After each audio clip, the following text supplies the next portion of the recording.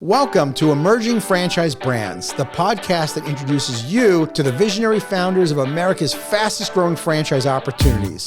We'll also hear from industry pros as they share insights on what it really takes to achieve the elusive milestone of 100 plus locations. I am your host, Frank Fumey, founder of I9 Sports, and my 20-year journey from inception to acquisition has given me a unique perspective on how to succeed in franchising.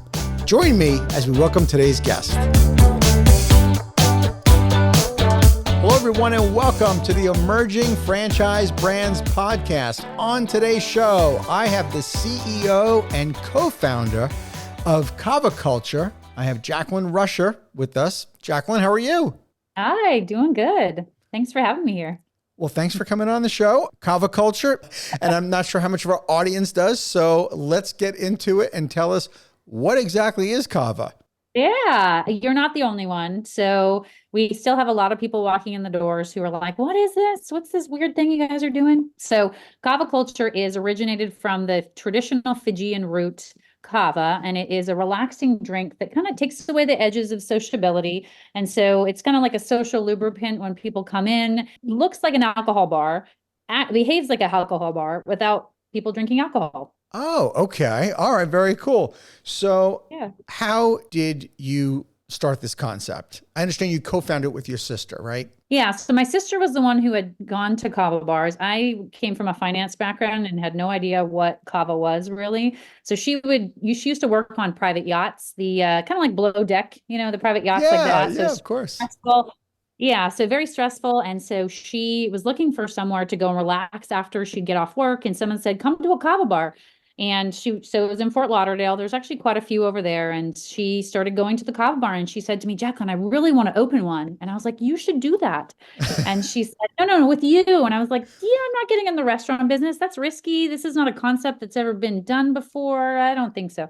So she created a business plan and I said, okay, fine, I'll invest with you, but I'm not quitting my day job. It'll just be part-time and you can run it. It'll be your baby. We opened the first location.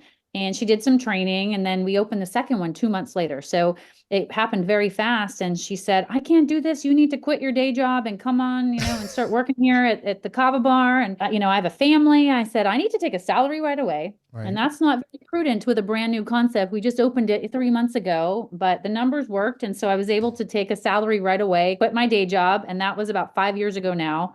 We started and said we would do 5 locations and then we would franchise. Okay. Because we wanted to make sure we could be in different markets. And actually, Tampa was our last market that we tried. And then we decided to franchise after that. So nice. So where did the first location open up? Bonita Springs. Okay. So Bonita Springs, Florida. And then the second one? Downtown Fort Myers, Florida. Okay. And then you're thinking, okay, so this is like 2017, right? Yeah, end of 2017, very end of it. So like October, we opened the first, then December was the second, and then January, I quit my day job. Wow. Okay. What would you say to the audience, to people who want to do what you did? I learned a lot. I appreciate the franchise world now. And when I've started looking for other ventures to get into, I actually visit franchise models because it's a lot to start the concept and grow it. And, so I definitely value the business in a box, almost like a package, right. Being able to utilize a lot of those techniques. But I think having the 5 locations really taught us the third location was actually the hardest. And I tell our current franchisees that now when they have goals of opening 3, 4, 5. And I tell them number 3 was the hardest. It's, you can handle 1 and 2, right. You could jump back and forth, but once you have 3, you need to step back and look at it from a different perspective. And that's probably the biggest piece of advice I would give is deciding of what you want to do. First off, we decided we didn't want to be in the business. Mm-hmm. We didn't want to run it and be behind the bar. We always wanted to work on the business to grow it. And now we have 8 corporate locations. Actually, a 9th one is reopening next week that was damaged in the hurricane. And then we have another couple more in development for corporate. And then we have around 20 signed franchises and 8 or so of them are open. Wow. Okay. Yeah. You brought up a great point about opening the 3rd location. The reason why it was so difficult is because now it outstripped you guys, right? There was more stores than there were of you and your sister. So it forced you to put the systems and processes in.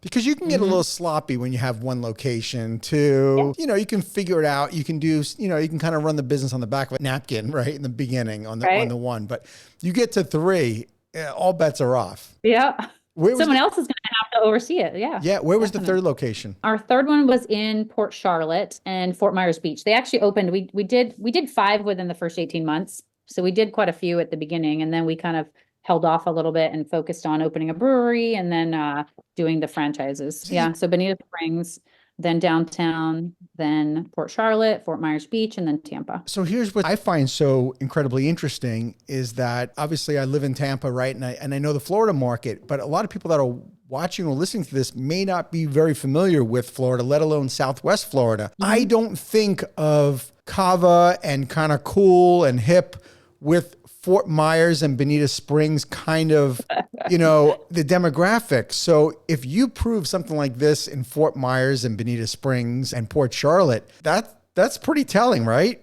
Yeah. So that was funny because that's what everybody said about Bonita. A little sleepy Bonita. Who's going to come to a Cava bar? We were open right away till 1 o'clock in the morning every single day of the week. And they said, what? Everything closes.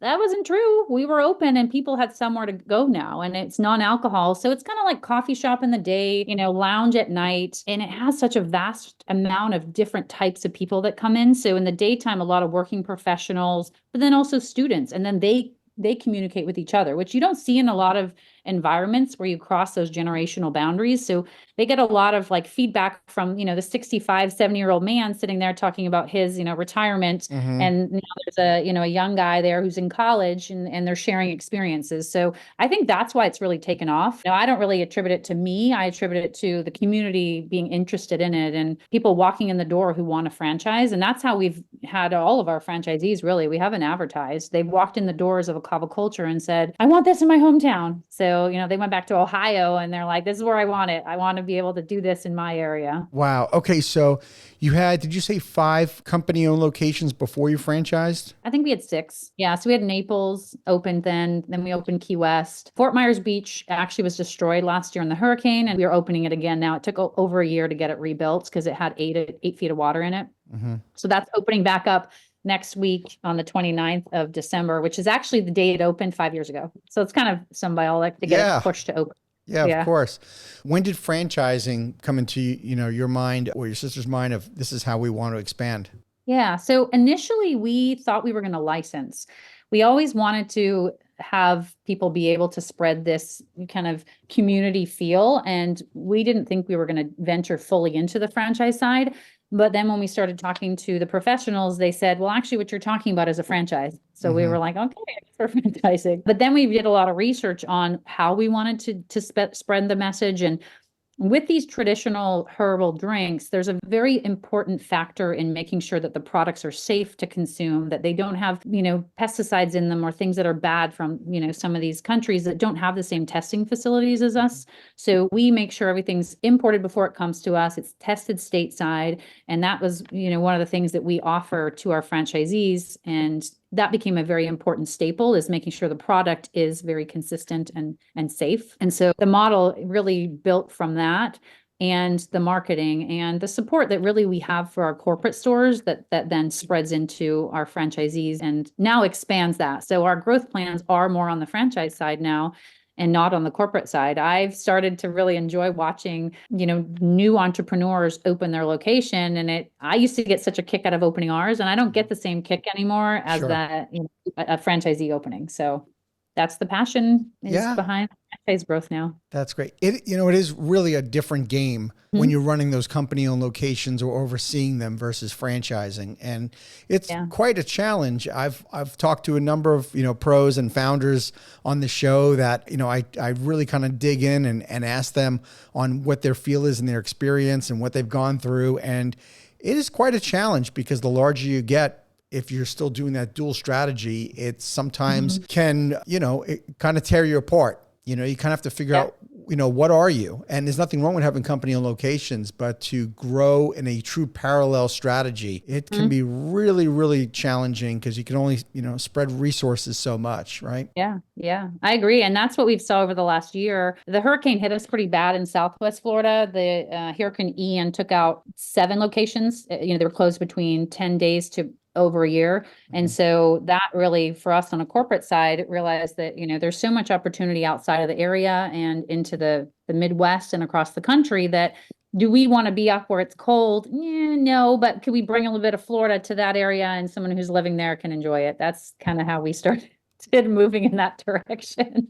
That's great. So I'm curious, what was life like when you first became a franchisor? I understand that, you shared that most of the franchisees came in, they were customers that came and said, I want to do this. But can you share what life was like starting out as a franchisor? Yeah, so we completed our FTD and started, really learning what that entailed to sell to them and making sure that we had our T's crossed and our I's dotted. And because we had opened so many corporate locations in a very short period of time, it really was just like opening another corporate store. We actually sent the entire team we would for corporate. So we provided way more support than even really is necessary, but we wanted to really make sure that we were giving the franchisee that experience. And so now it's more perfected and a little more streamlined because now we've opened, the franchisee locations. And when we first really opened, I think that because we already had the model down for our locations, we actually developed all of our material in-house. We had a marketing team, we had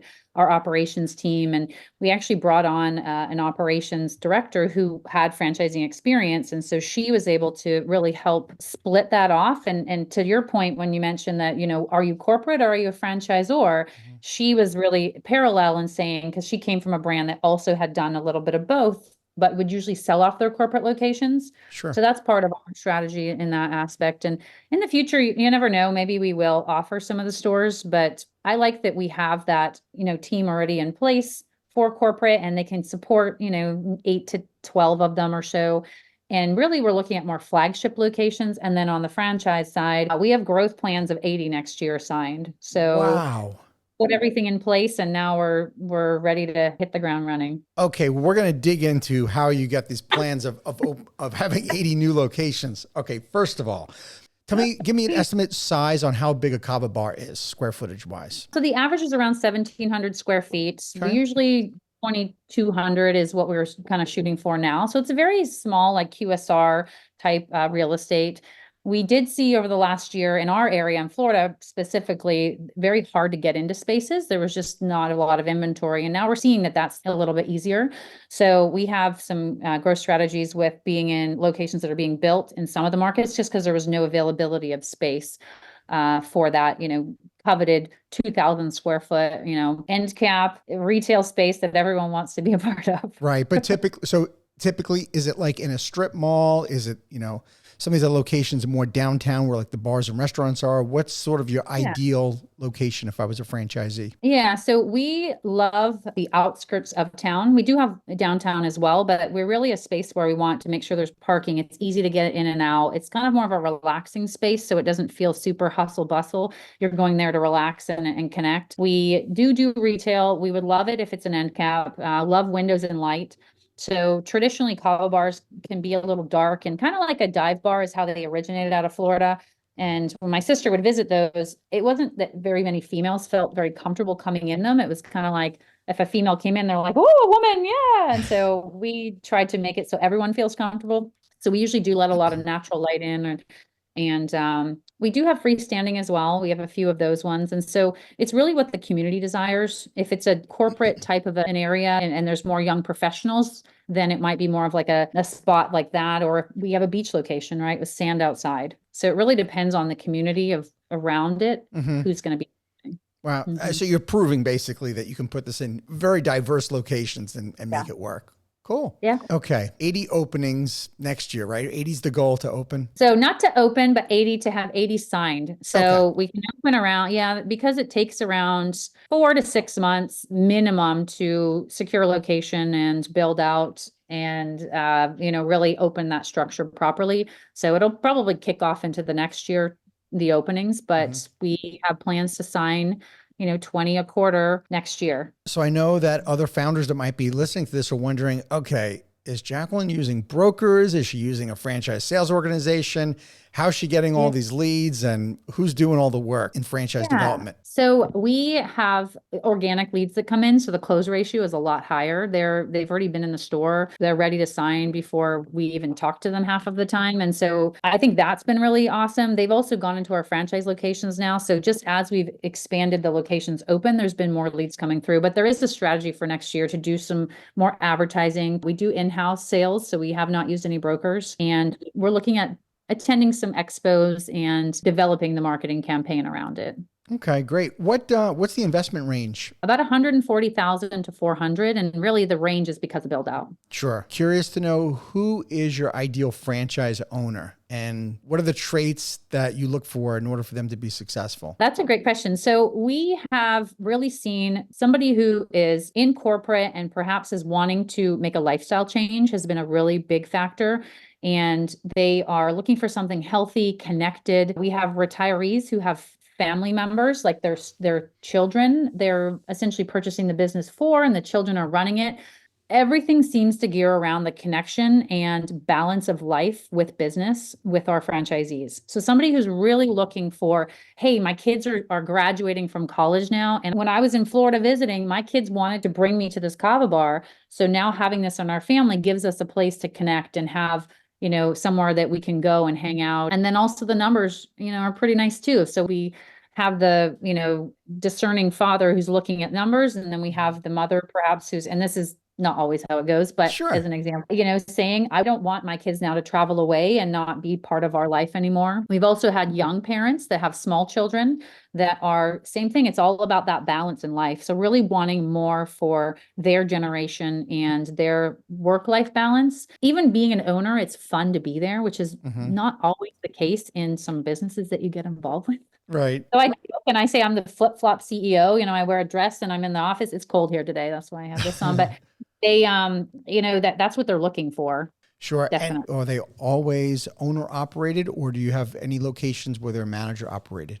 So we have the model for manager operated, and we have a few of them that are manager and a few of them that are, operating themselves. So it really depends. It depends on what they're looking for. We've had some quit their corporate job right away almost and go and start managing the bar. And then we've had some that keep the managers there and are out of the area. Okay, let's go back and dig back into the menu, because you shared with me before we started recording that it's more than just Cava. So let's share with everybody what exactly the menu looks like and what it treats and how it helps people. Yeah, so we have when someone comes into a Kava Culture, the staff will always ask them, how do you want to feel today? Do you want more energy? Do you want to relax? And they'll kind of gear their experience based on that. And so we have the Cava drinks, which are very social and also relaxing. So some assimilate it to like the first sip is of a glass of wine, perhaps, where it just kind of like relaxes you a little, but doesn't impair your mind. So that's the Cava side. So a lot of people will drink that. We drink it out of a shell. It's called a bula in Fijian cultures. And so it's a coconut shell that you would drink. We add a little organic coconut creamer to it to make it taste a little better. And so that's on the Cava side. And we also make it into mixed cocktails. Then we have kratom, which is an elixir tea leaf from Southeast Asia. We brew it from a crushed leaf or from a powder, which is just fine ground. And we make that into a base. And so there's different variations of that with energy, relaxation, or kind of like mood and joy, where it's just like a balance. And then we have our hemp line now. So that's a little more on the edgier side. The CBD, not so much, but we have the deltas, and they give you a little bit more of a euphoric feeling. And those are the ones that we say, maybe don't drive right after you've had that and don't go back to work there. But the rest of the drinks are all really geared around being able to be productive and health focused. And Kana, actually, I forgot to mention it. We just rolled out Kana, and it also has a little bit of a mood boost in it, and people seem to really like it. We have some drinks on tap, and that's brewed out of our local brewery here in Cape Coral. We bought a microbrewery for beer and we converted it, and that's where we brew all of our tap drinks. And we have ready to drink cans as well that we distribute through that arm. So that's another offering that people can take to go. Okay, and if I don't have a very sophisticated, earthy palate, what could you do for me?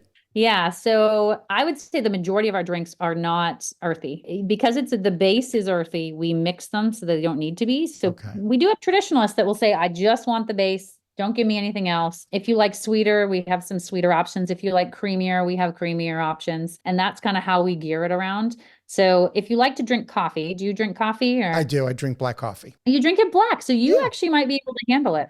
All right. If you can drink black coffee, sometimes you can drink that Cava traditionally. All right. Well, you shared with me earlier that there's a location in South Tampa coming very soon. So it's like 10 minutes from my house. I will go. I will check it out. Yeah. And that's a fantastic franchisee who's there too. So she would love to have you in. Great. Great. Jacqueline, what's been your biggest surprise since franchising the company? Just, oh gosh, 2 years now. I would say how quickly it took off. I was thinking we would need to put a lot more marketing dollars. I went to different, franchise expos and did some learnings of, models that we should put together and have really tried to do research. And that was the biggest surprise for us is that we haven't had to advertise at the level that we were expecting to. Yeah. So we haven't had to put a lot of dollars into it, which is great, but it was also surprising because it made us need to hire more staff more frequently to keep up with, how many people were interested. Becoming a little more like vetting of them. I initially thought like, we're going to let everybody in. They love us. We love them. And then we started, peeling back the onion a bit and thinking like, is the marriage? Do we want to marry everybody? I don't know. Yeah. Yeah. No, that's for them and a good fit for the culture, really, because they're such an extension of the brand. It makes such a difference who is behind the curtain there, really. Well, welcome to the club because none of us ever know who's the right franchisee when we first start. Of course, we want to let everybody in. Oh my God, you love my concept? You want to be part of my franchise brand? I am so flattered, of course. And then you quickly find out it's like, oh, wait a minute. This really is a two-way street here. Yeah. Yeah. No, we all go through that. I think back to how you started and how quickly you took off.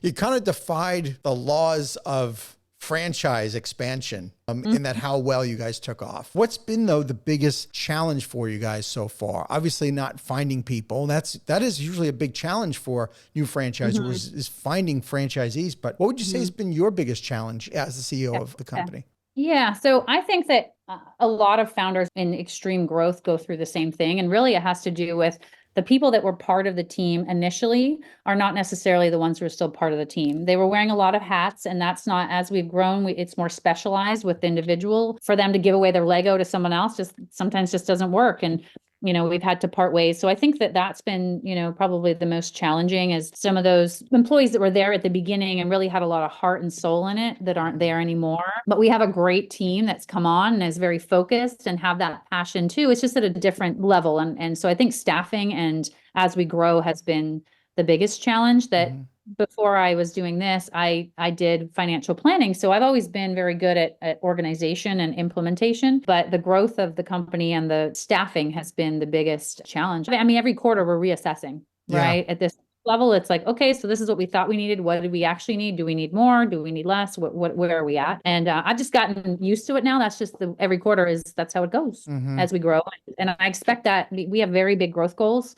We believe that this concept and this community feel at the Cava bar level should be across the country. It's something that is lacking in communities of connection of people. And, we're really changing the way that Americans socialize because instead of it being like, hey, let's grab a drink, it still is let's grab a drink, right? You either have coffee or you have wine or, cocktails. And so this is a whole new way of socializing. And we're very passionate about spreading that. Yeah. I want to go back to something you said earlier because I thought it was really important for folks to hear that. I'm so glad you identified the staffing issue and, took to and did something about it. What I think you found were the employees of Kava Culture early on were not necessarily the same people that can support franchise owners of a Kava Culture Kava bar. And that's a tough transition that we all make as founders of a company. You think, you're bringing people on because they're familiar with it, but it takes a different skill set. And it's going to take another skill set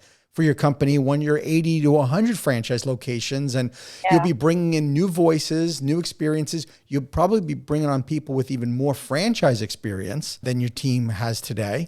And that's just, part of the overall growth and evolution. I'm really glad to hear, though, that you're open to it. It's something you keep reviewing, because that's essentially how you're going to get to that 100 location plus. Yeah. I mean, to me, it's become the strategy side that my role entails now is primarily the structuring of the staffing and then the entities. So we have we have the product line, and then we have botanical brewing, and then Kava Culture. So we've got kind of the three different companies underneath the umbrella. That's been really fun, actually, for me to puzzle it together and help it grow. Neat. Well, I'm assuming that you're the first Cava franchise. Is that correct? Okay. Is there anything that's preventing barrier to entry for other folks that might come into the space? So there is one more that is franchising now too. I think it might be moving from that Kava bar owner to a franchise. It's just so different, right? You when you're a franchisor and that's your primary business model, it's so different than running a couple of Kava bar locations. And I just don't think they've wanted to venture into that, and that's why it hasn't happened. It's also very new. Like Kava bars started around 20 years ago, mainland. Hawaii has had them for a while. People have been drinking kava for 3,000 plus years, and they drink it traditionally, in Fiji with the tribe and the chiefs. And the stateside, it's mainly in Florida because it started in Florida here around 20 years ago in West Palm, and then there was one in St. Pete, and they've kind of popped up. But across the country, most people still don't know what it is. Mm-hmm. Well, and the other thing is that I'm thinking about the growth strategy for your company. And while we don't always recommend, somebody wanted to sign 80 new locations in a year, there is something to be said about, you have the systems and process in place, you have the proof of concept well established, and there's something to be said about speed to market when you're the first. And I'm all for it. It's challenging, I would imagine. When you're the first in a sector, you probably spend more time explaining what the concept is than if you're not the trailblazer and you have other people following, like, oh, I get it, Cava, I know what that is. There's, three of the brands out there. But having the strategy of speed to market in your case, I think it does make a lot of sense. And obviously I wish you well with that. What's your vision? How big is big for the company, you think? Number of locations? Oh, it's huge. So we use the VTO underneath the EOS entrepreneurial operating system. We're actually doing our planning for the next year tomorrow. And I'm curious to see what this team is going to say, but right now on our VTO, we have 2,500 franchise locations and we have 500 corporate. I think it's going to shift because I'm not really interested on the corporate side to expand at that level. So we definitely have some giant growth plans. We also are going to go international. It'll be Canada and Costa Rica, and it'll probably be in year like 4 or 5 from now where we start to venture into the different countries. And initially when we started franchising and doing corporate locations, and we will do corporate locations at those first as a test before we will open it up for franchise, it was really where we wanted to travel. So my sister is a big traveler, and we thought, well, let's put these locations that we can strategically go and visit and have our bar there. And we haven't done as much of it as we wanted to. So that definitely is out of the country that we will be placing those. Nice. Well, huge goals. And it's going to be fun to watch Kava Culture and see how big is big and how fast you guys grow, for sure. What advice do you give to people who are considering joining your brand? Obviously, it's something so new. They probably experienced it, but what advice do you give them? Yeah. So I think that the main thing is it's a business. So we help and we are that support every step of the way. You have someone you can text and call, and then you have operations teams that it's almost like having your own regional, support structure manager, but it's still your own business. And so while, you use the model that we have, you have to be disciplined to yourself, not us necessarily. And because we joke and say it's the flip-flop, job, I think that's the biggest thing is being able to run it like a business and not just the hangout spot. And so while the majority of our franchisees are really looking for that balance in life, it's really focusing still on the business and making sure that that's taken care of and having fun along the way. You have to have fun. You have to enjoy what you do, right? Yeah. Nice. Jacqueline, if someone was interested in learning more about the franchise opportunity, how can they get more info?